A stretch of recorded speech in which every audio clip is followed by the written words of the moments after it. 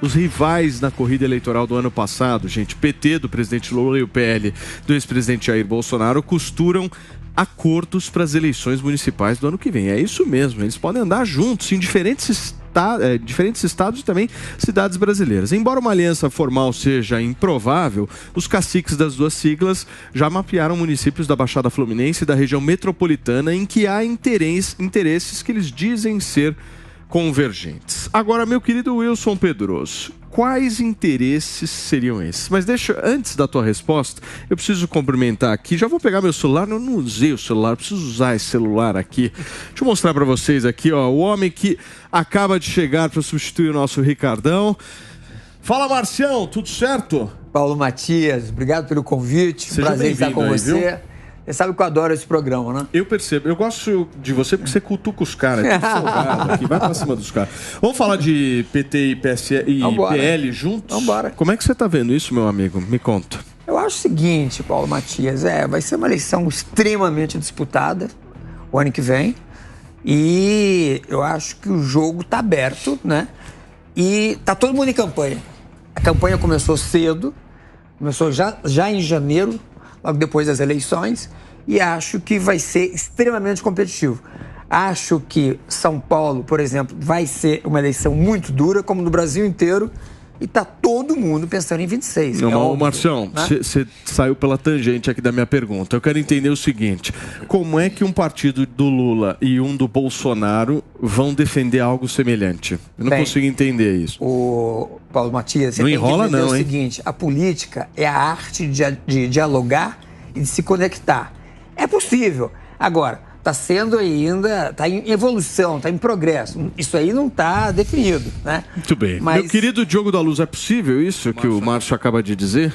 Já falamos faz pouco, né? O PL era o partido praticamente sócio do PT até outro dia mesmo, né? Então, estranho mesmo para mim foi ver o PL que deixou de ser PL porque não queria ter conotação liberal para virar partido da República, fez a associação com o PT e agora está só voltando às origens. Essa é a minha impressão. Agora, esse é o sistema partidário, né, meu querido Gustavo Segre? O que você está olhando com essa cara? Eu te conheço. Eu conheço um argentino insatisfeito.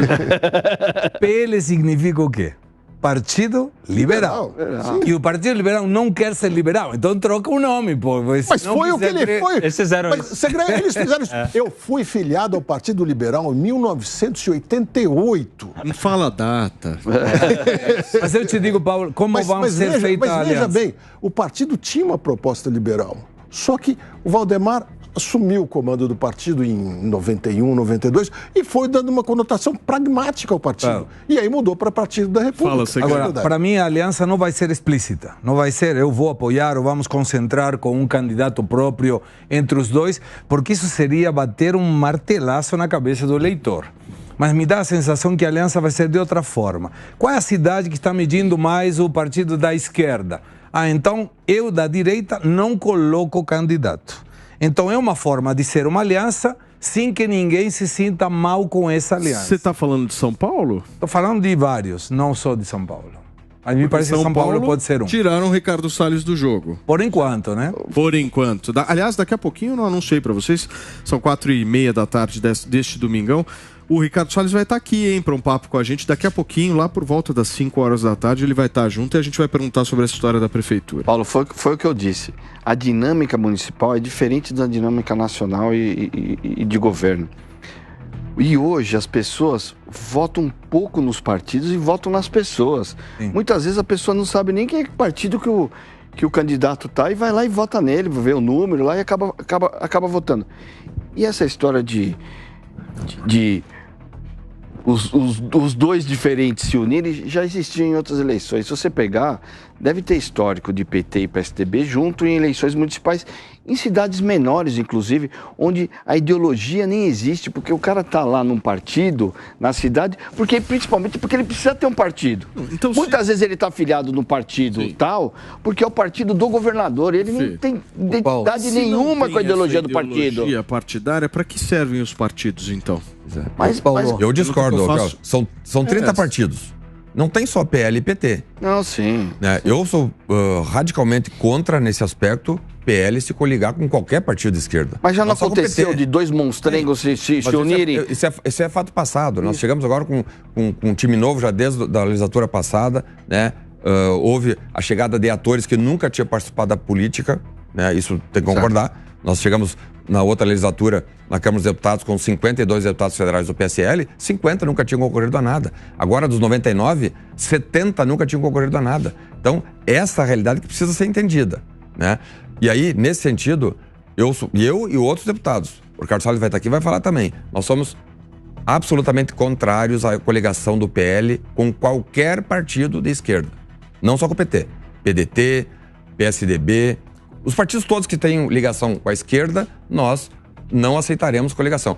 Ah, mas vai dar briga com a Nacional? Eu não vi declaração do presidente do PL, Valdemar da Costa Neto, falando sobre isso, né? Muito menos do presidente Bolsonaro.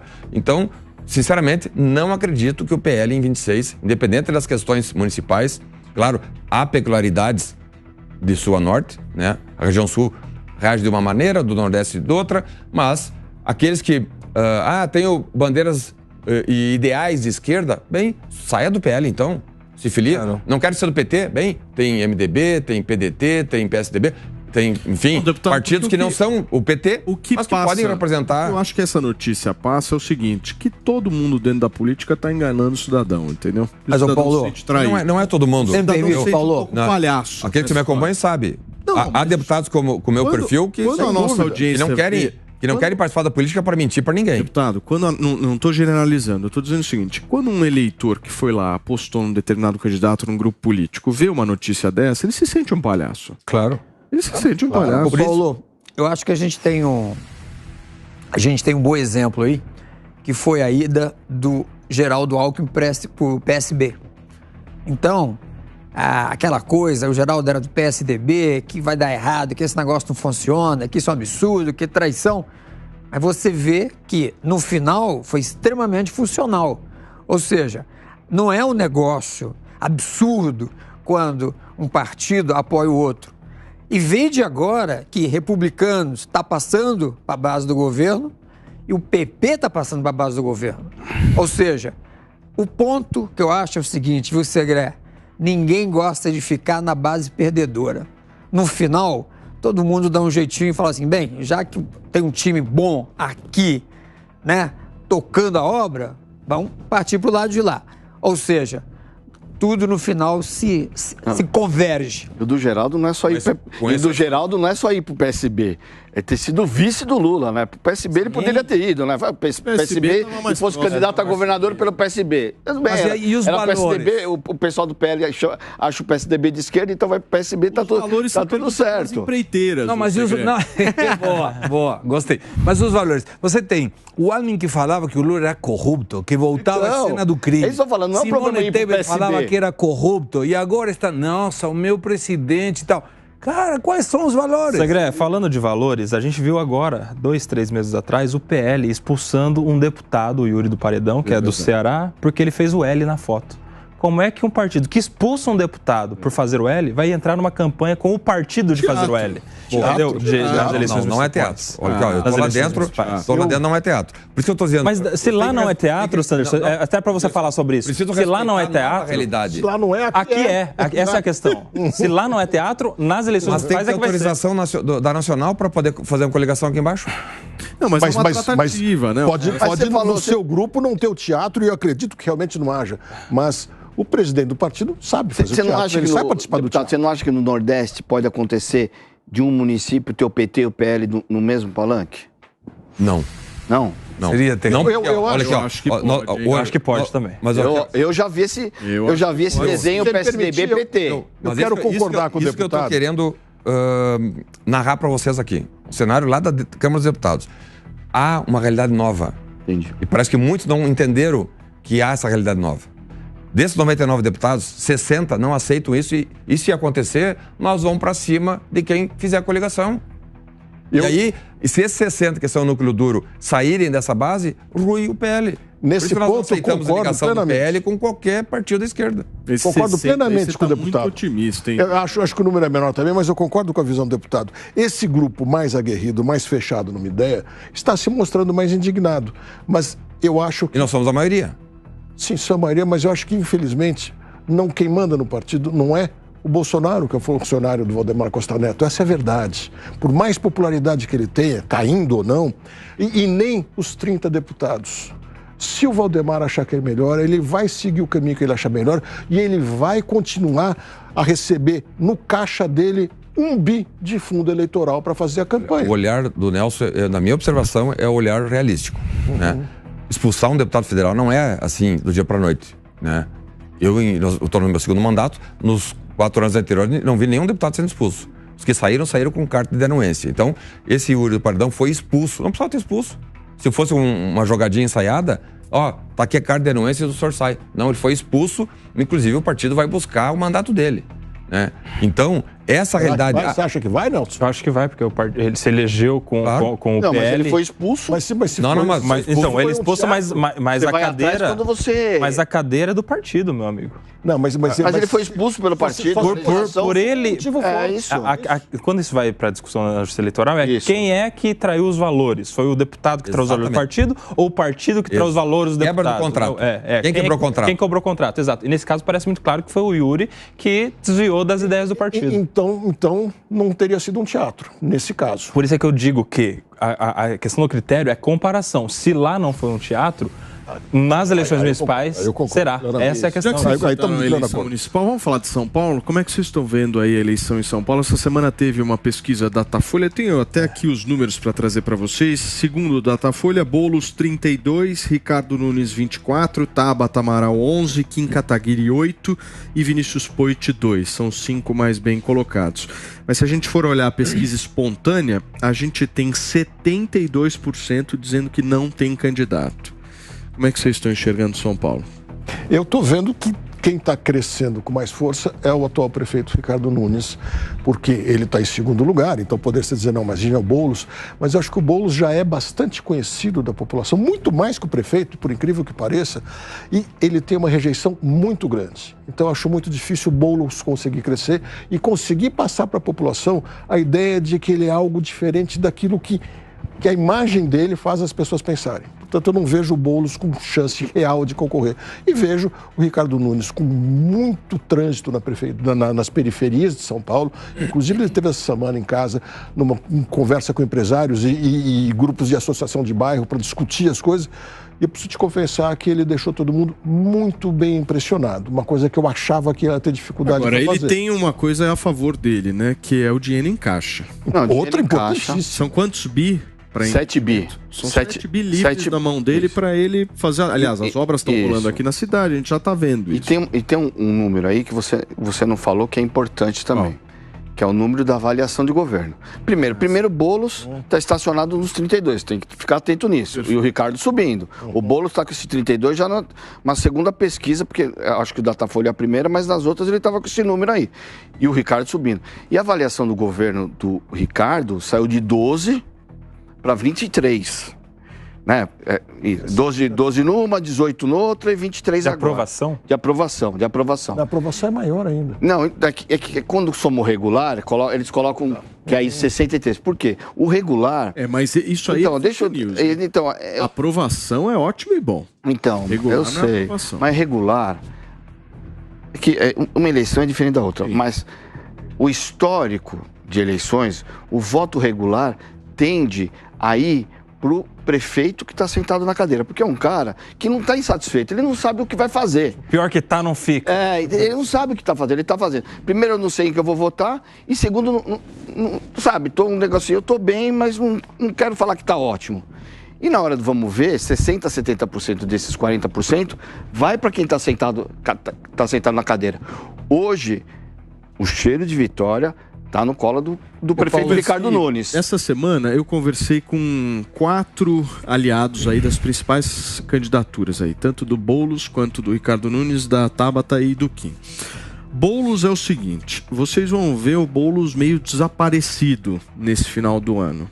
principalmente pelo fato de tentar uma certa consolidação desse voto. Porque o PSOL, até uma deputada muito próxima dele, me falou o seguinte: a gente nunca teve um problema desses, de ter um candidato liderando na maior cidade da América Latina. Então é uma coisa nova pra gente.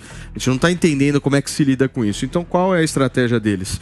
Tira o Boulos um pouco de cena, deixa ele mais recatado e do lar. Sabe como é que é, Sim, né? claro.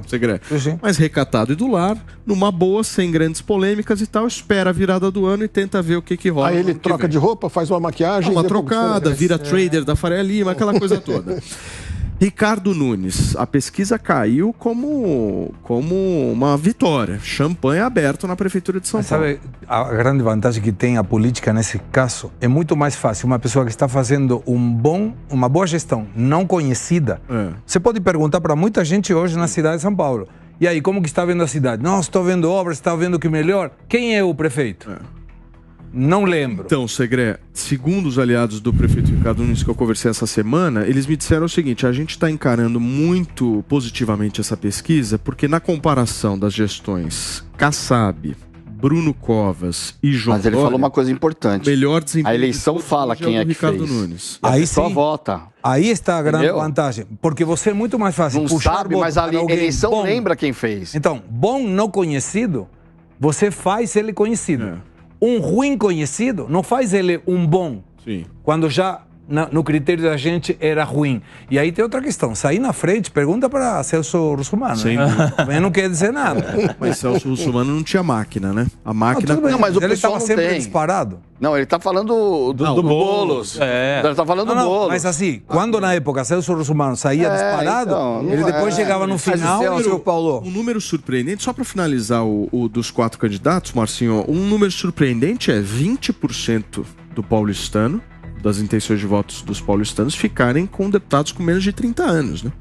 A Tabata é jovem. Sem dúvida. Quem é jovem? Não, sem dúvida. A surpresa, Paulo, Jovem. Números bons. a surpresa nessa pesquisa, para mim, foi o Kim, que está com 8 e que não vejo campanha dele, é muito pouco conhecido, está no momento e ele não deveria ter uma intenção de voto tão alta e também eu acho o seguinte, que o Ricardo vai crescer mais.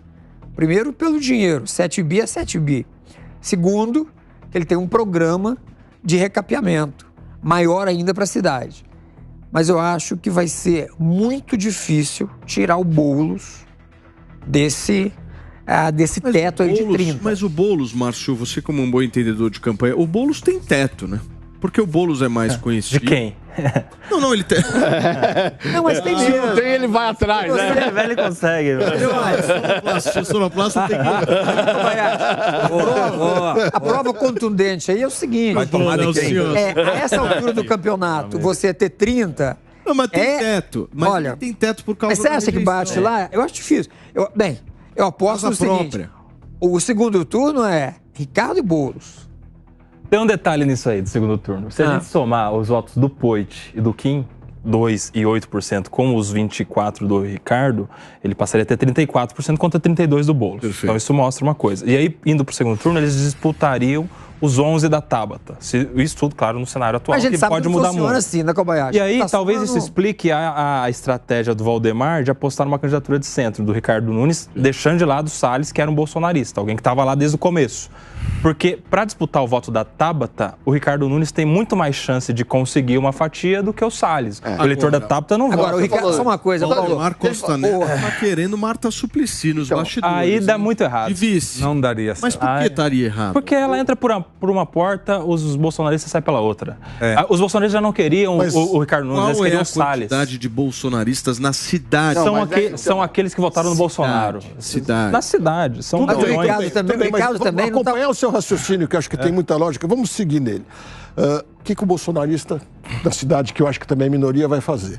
Ele vai ter o Boulos, ele vai ter o Ricardo Nunes, vai ter a Tabata e a gente não sabe se vai ter o Kim. Aparentemente não, porque tudo indica que a União Brasil está muito mais próximo de ficar com o prefeito. Mas eles podem. Mas ele ainda tem tempo de pegar um patriota. Isso, ele ainda tem tempo de migrar. Pode ser. Então, o bolsonarismo vai descarregar todos os votos no Kim, que bateu no Bolsonaro, e no bolsonarismo anos e anos? Acho pouco provável. Ele não vai ter muita saída. De outro lado, acho que o prefeito já tem uma boa penetração na periferia, mas a Marta Suplicy tem mais ainda. E ela não tem uma grande rejeição. A Marta tem o apelido de Martaxa, muita gente não gosta, mas ela deixou marcas nas cidades, por incrível que pareça. Céu. Que agrada o céu. ponto de O vista céu- Você vai na periferia, as pessoas falam o nome dela. O Vale do Eu acho a Transporte e Marta o céu Suplicy são um coisa acerto dela. eleitoralmente. Eu também acho. Do Paulinho, ponto de vista eleitoral, pragmático. Você falou um negócio do teto, da história do teto do Boulos.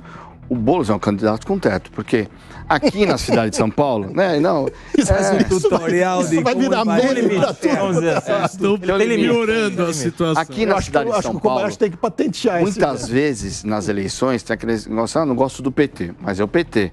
E aí o PT, quando vem com um candidato, um cara de PSDB como foi o Haddad, que só faltava usar a calça caqui e a blusa azul igual a PSDBista, a população votou nele. A Marta também era de uma grande sociedade, não tinha perfil de petista, né? O Boulos não. O Boulos tem... é petista Não, raiz. e o Boulos tem...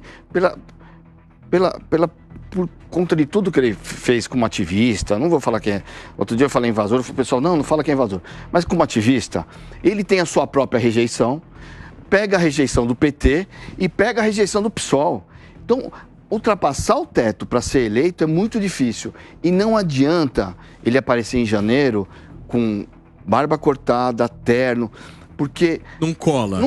Mas olha, Ó, posso- mudança, pra colar. Paulinho, Tem tempo. mudança de imagem.